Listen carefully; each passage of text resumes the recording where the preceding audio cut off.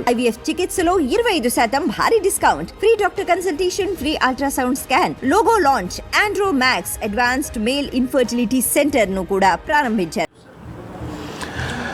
జనసేన అధినేత deputy CM Pawan Kalyan ప్రస్తుతం కాకినాడ జిల్లా పర్యటనలో ఉన్నారు. ఇది మనందరికీ తెలిసిందే. అయితే ఆయన పిఠాపురంలో ఏర్పాటు చేసినటువంటి ఒక సభలో మాట్లాడుతూ కొన్ని కీలకమైనటువంటి విషయాలను వ్యాఖ్యానించడం జరిగింది. ఇంకా వాటిల్లో గనక వెళ్ళిపోయినట్లయితే పవన్ కళ్యాణ్ గతంలో ఎలా ఉన్నాడో, అంటే అధికారం రాకముందు ప్రజల కోసమే పనిచేస్తాను అని ఏ విధంగా అయితే చెప్తూ వచ్చాడో ఇప్పుడు దాన్ని నిరూపిస్తున్నటువంటి పరిస్థితి. ఆయనకు కేటాయించినటువంటి శాఖల్లో ఒకసారి కనుక అన్ని సమీక్షలు నిర్వహిస్తే కొన్ని వీటికి అధికారులే సమాధానం చెప్పలేకపోతున్నారని, నిధులు 1000 కోట్లు వస్తే ఎటెళ్ళిపోయినాయో కూడా తెలియనటువంటి పరిస్థితి అని, ఇష్టం వచ్చినట్లుగా డబ్బులు వాడేయటం జరిగిందని. అయితే ఇవన్నీ నేను అడుగుతుంటే అధికారులు భయపడుతున్నారని, నేను వారికి ఒకటే మాట చెప్పానని, నేను అడుగుతున్నది మిమ్మల్ని ఇబ్బంది పెట్టడానికి కాదు, నాకు ఈ శాఖ గురించి పూర్తి అవగాహన రావాలి కాబట్టి, నేను ప్రజలకు జవాబుదారీ కాబట్టి, I am accountable to the people కాబట్టి నేను మిమ్మల్ని అడుగుతున్నాను.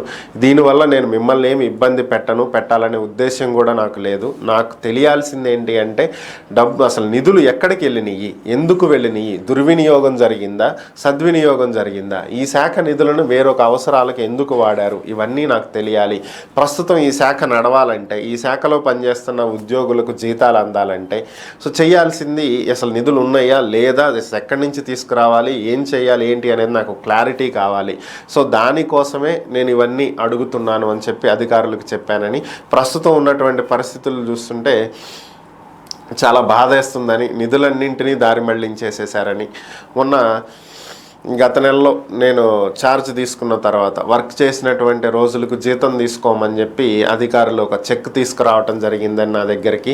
ఇప్పుడు ఉన్నటువంటి పరిస్థితుల్లో ఈ శాఖలో నిధులే లేవు, నాకు ఇచ్చేటువంటి జీతం కూడా వేస్టే, ఎందుకు నాకు ఈ జీతాలు అవసరం లేదు, ఈ డబ్బులైనా ప్రజలకు ఉపయోగపడతాయి, నాకు శాలరీ అవసరం లేదు, ఈ 5 ఏళ్ళు నేను ₹1 కూడా శాలరీ తీసుకోను, ఈ జీతం నాకు వచ్చేటువంటి జీతం ఏదైతే ఉందో అది కూడా ఈ నిధులతో కలిపి ఖర్చు పెట్టండి, ప్రజలకు ఉపయోగపడేటువంటి పనులు చేయండి, నాకు జీతాలు అవసరం లేదు, నేను ప్రజాసేవ కోసం వచ్చాను, వాళ్ళకి సేవ చేయటమే నా లక్ష్యం, జీతం నాకు వద్దు అని చెప్పి ఆయన చెప్పినట్లుగా ఆ సభలో తెలియజేయడం జరిగింది.